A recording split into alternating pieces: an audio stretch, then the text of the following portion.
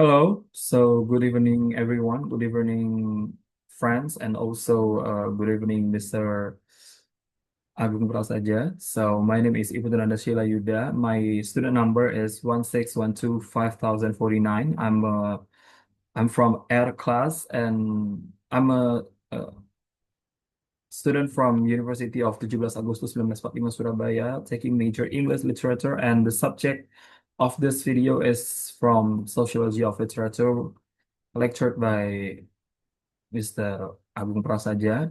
And for the final semester evaluation assignments, we have to choose an article from QC Journal Scopus about the eco-criticism, and I choose this one.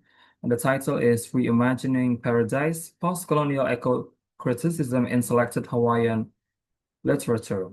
And for the authors from Indonesian, there are three authors, and the article is published in Journal of English Studies, Volume 23 in 2025, which is new.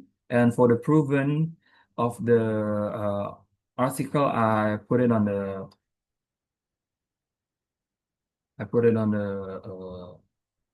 left bottom side. So we move to the presentation.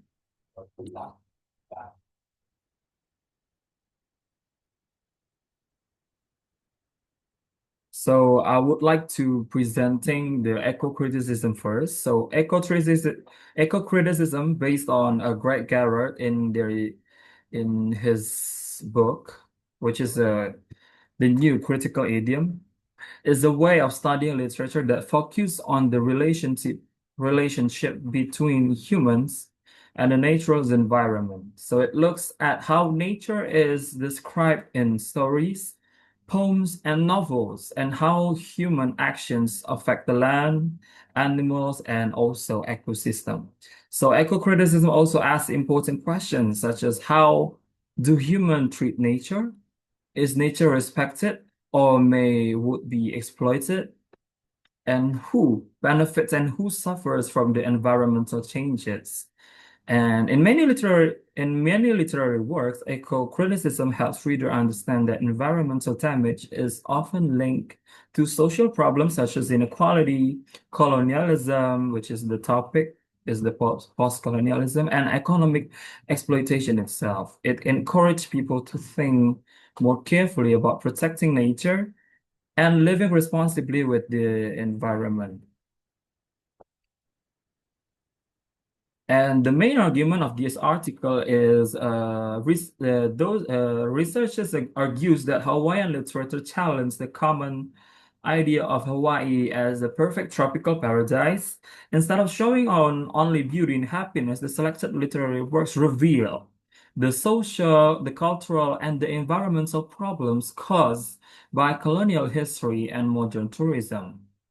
And the image of Hawaii as a paradise is mostly created for tourists, which is you can see on the left bottom side. It's a beautiful scenery, but so far there are so many landmarks, so many hotels, apartments, a new capital city which is born for the tourists, but unfortunately, uh, it may destroy the cultural, the environmental thing from the original Hawaii people. And the literature exposed the reality behind this image, showing how local people and nature suffer while outsiders benefit. So that's why for some years the Hawaii people may have a some kind of action, some kind of parade, some kind of prot protesting about they have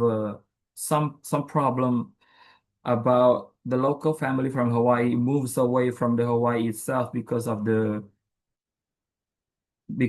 post-colonialism that happened by by days.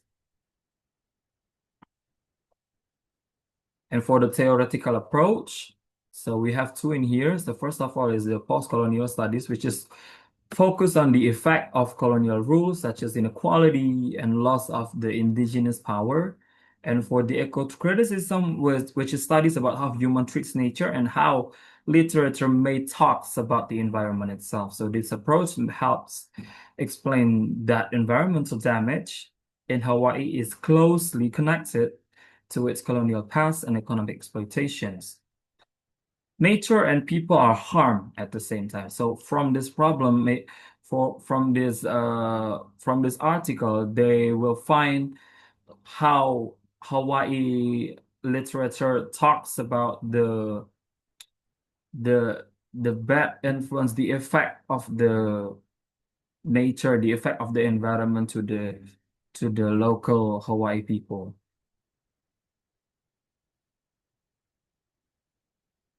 Okay, so let's talk about the myth of the paradise. So for the researchers explain that the idea of Hawaii as a paradise hides so many problems. There are three main problems in here. First of all is the poverty and the low wage for local workers, which is they they imported people not from the local and they paid more, especially for the white people maybe. And for the locals worker, they still suffering from the poverty and they gave them the low wages. And also, of course, they loss of land for native Hawaiians. And the last problem is environmental destruction caused by hotels, resort, and city. Because the massive of the build of the hotels, resort, and the cities itself, it may cause harmful for the environmental problems. And paradise is shown from a tourist point of view, unfortunately, not from the perspective of the people who live and work there every day.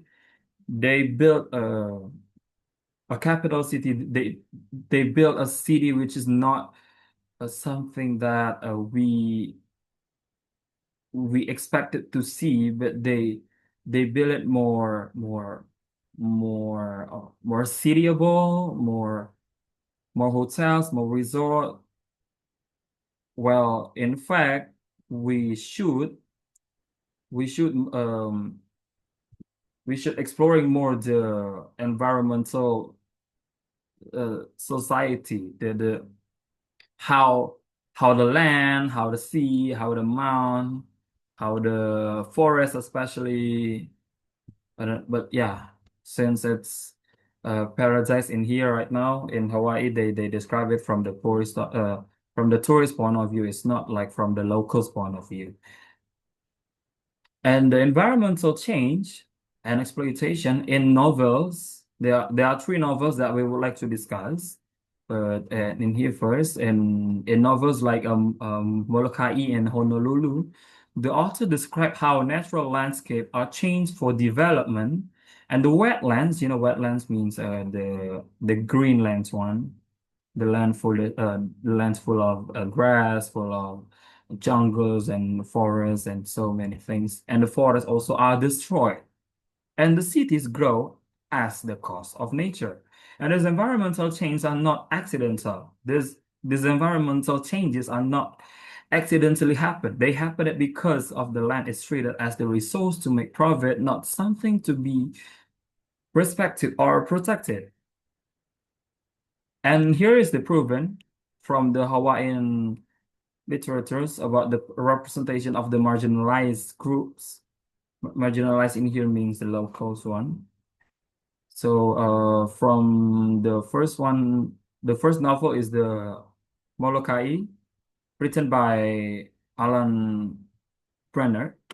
The novel shows how people with leprosy is sickness, is about they push the local people to live far away from the society, separated from their families, and treated as less than human beings.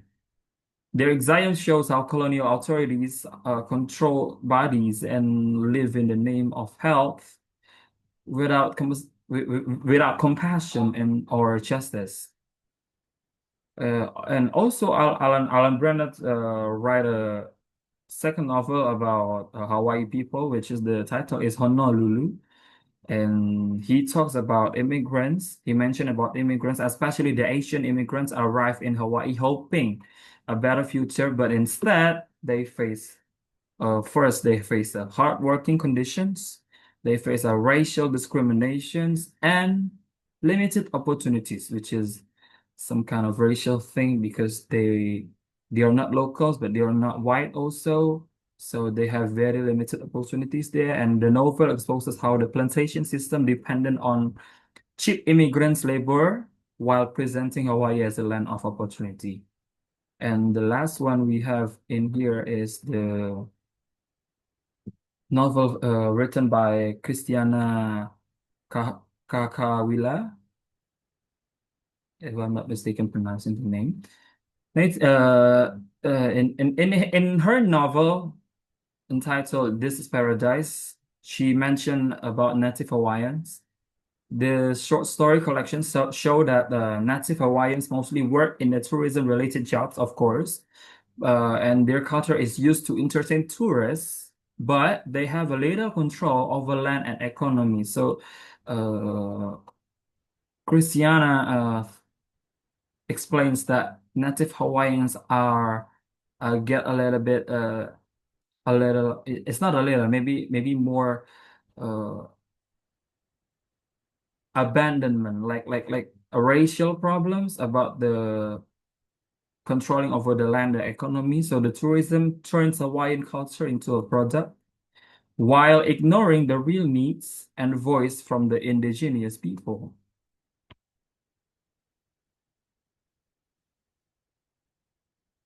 And for the role of the author study, there are two I mentioned. The first of one is his Alan Brennan. He present historical suffering and environmental change, challenging romantic image of Hawaii, because Hawaii always described as a something that is very romantic, something is very tropical, lovely sea, um, blue sky, and very beautiful. But unfortunately, it's not the same as what people thought.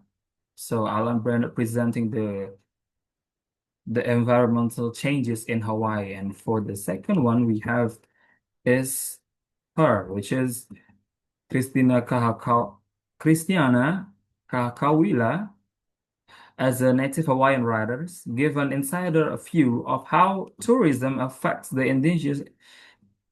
indigenous identity and daily life. And both writers help readers see Hawaii from perspectives that are usually ignored in popular media and nowadays media. And tourism as a neocolonialism, which is a post-colonialism. And this article frames the modern tourism as a colonial as a neocolonial system or post-colonial system. Neocolonial system or post-colonial system in Hawaii described as a first, it controlled by the white capital. So the businessmen, as especially the white people, are taking the the land of Hawaii, the not not the big, also the small one, and it dependent on the indigenous labor by displacing locals through rising living costs. Although formal colonialism has ended, economic and cultural domination continues. So tourism reproduced colonial hierarchies under the guise of the leisure and hospitality, and their culture is displayed as an entertainment for visitors, but their voice, unfortunately, their voice are real needs are frequently ignored.